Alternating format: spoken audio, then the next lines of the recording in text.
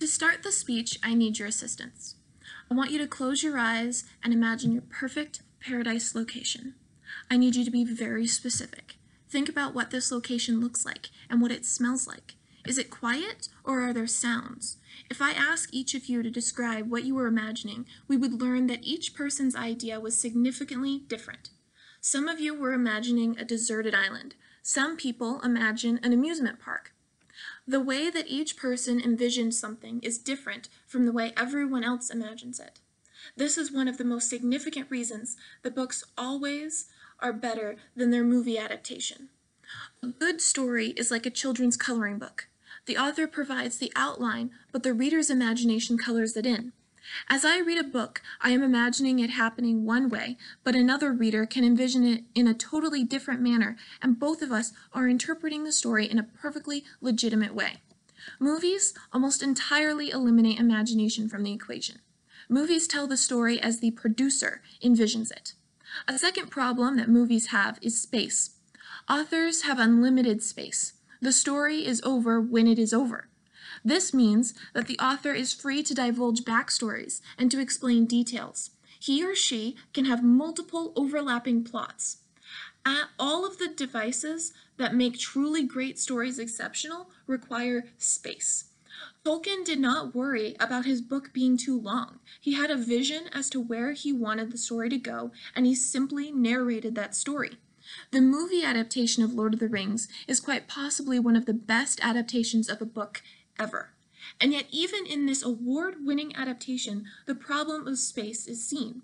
In the Lord of the Rings trilogy, the movies detail two major battles.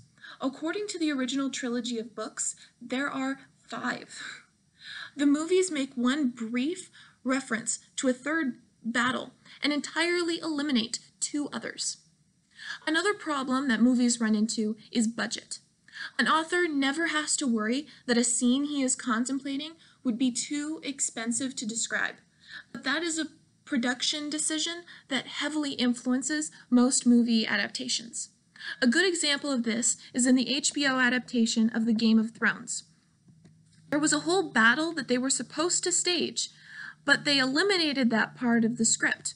E! News said that this was because they had already blown their budget on the CGI creation of a zombie bear. In books, the author is able to describe the thoughts of his characters. When something happens, we are allowed to see what's going on in each character's mind.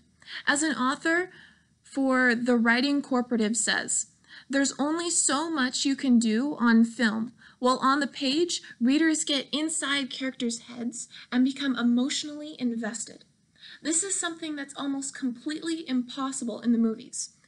Instead, the actors give us visual cues that are only able to communicate simple emotions like fear, anger, frustration, or joy.